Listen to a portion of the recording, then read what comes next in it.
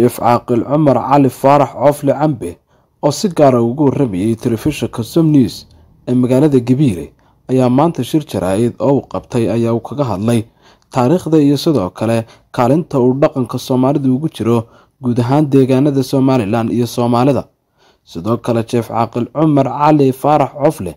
ayaa hambalyo iyo bogaadin u diray madaxweynaha Somaliland xalfadii munaasabada ahayd ee arooska ahayd ee uu kaga qayb galay dalka Djibouti. Chef Caaqil Cumar Cali Faarax Cofle ayaa sidoo kale qalad iyo gaf ku tilmaamay hadal ka soo yeedhay Yuusuf Shaacir waxaanu ku tilmaamay hadal ka dhacay waxaana uu yiri Bismillahir Rahmanir Rahim Allahumma salli ala sayyidina Muhammad maanta waxaan ka hadlaynaa dhaqanka iyaan ka hadlaynaa dhaqanku wuxuu leeyahay cali masaar buu leeyahay wuxuu leeyahay doonista habluhu leeyahay waxyaalo fara badan oo caynkaas u leeyahay oo marka farxad lagu jiro weeyaan haddaba xeerka dhaqanka la yiraahdo marka dib ugu noqoto wuxuu leeyahay walaalayaal arrin u gaar u leeyahay waxa la yiri meesha abti joogo ina kama bixiyo inanta waxa bixin karo oo kaliya markuu abtigeed joogo abtigeed habla inanta waxa loo tiriyaa markuu leeyahay la leeyahay ninka ina ka soo doonay todoba abbu ku amaanay marka leeyahay maxaa loo jeedaa inanta marka la hida raacayo sidee loo hida raacaa waxa loo hida raacaa afar abkeed baa laga tiriyaa afar abkeed baa laga tiriyaa saddexna abtigeed baa laga tiriyaa marka waa in abtiguna ka soo jeedaa meel goba adeer kale ka soo jeedaa meel goba waliba waxa miisaan weynta abtiga marka inanka abtigu meesha uu ku maamusay yaa la isku tarin qodob kale oo ah wakaalada uu bixinaya waalidku uu isagu xaq u leeyahay diin ahaanta iyo dhaqanka qaabka labada qabiil isku fadhiisanayaan iyo abtigeed isku fadhiisanayaan mid kalena isku darina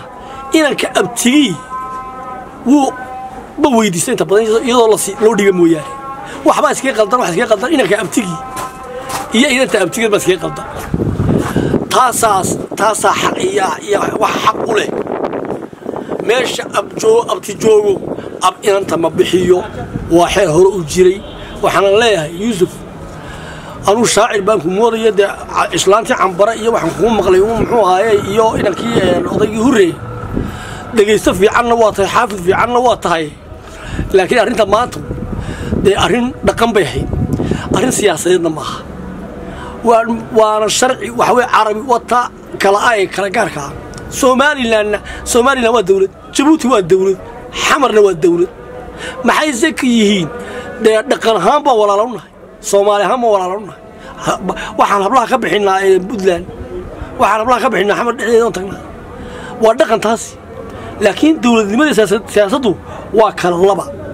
yaan la isku qaldin labada oo la isku isdhexgelin meesha uu abti joogana kama bixiyeen sida weeyaan xeerka Soomaalida xeerka dhaqankuna waa sida xeerka waligan balahan jirin waa sidaasaan leeyahay arrintaasi sidii ay u dhacday arrinta ka dhacday Djibouti waa ragga xeerka hayciisa xeerka Soomaali maanta meesha kaliya ku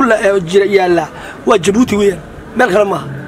ragga hadaba Djibouti xeerka Soomaalida hayaa maanta